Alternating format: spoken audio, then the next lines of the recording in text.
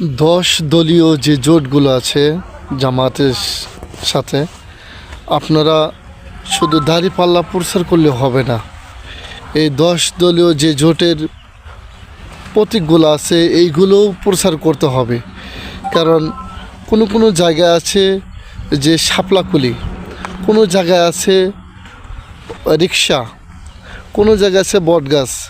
এইভাবে যে কিছু কিছু জায়গায় আছে, ওই জায়গায় কিন্তু দাঁড়িপাল্লা নেই। শুধু দাঁড়িপাল্লা প্রচার করলেন, বাকি অন্য কোনো প্রচার করলেন না। সেই ক্ষেত্রে কিন্তু ওই জায়গায় কিন্তু আপনি ওই জায়গার ভোটাররা ভুল করে কিন্তু দাঁড়িপাল্লা ভোট দিয়ে আসবে।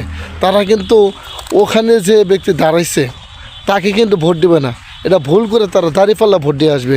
এই জন্য আমি বলবো, শুধু দাঁড়িপাল্লা প্রচার করলে হবে না, দাঁড়িপাল্লার সঙ্গে যারা জোট করছে তাদেরও কিন্তু প্রচার করতে হবে, তাদেরও প্রতীকের প্রচার করতে হবে।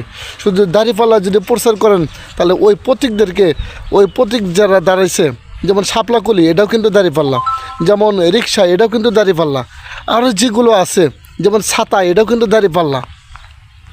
এইরকম যে 10টা যে আছে, এই 10টারই কিন্তু প্রচার করতে হবে। প্রচার যদি না করেন ওই এলাকার মানুষ কিন্তু তাহলে ভুল করে দাঁড়িপাল্লা যদি ভোট দেয়, তার ভোটটা কিন্তু নষ্ট হয়ে যাবে। এই জন্য এই বেশি করে এই ভিডিওটি বেশি বেশি করে শেয়ার করুন।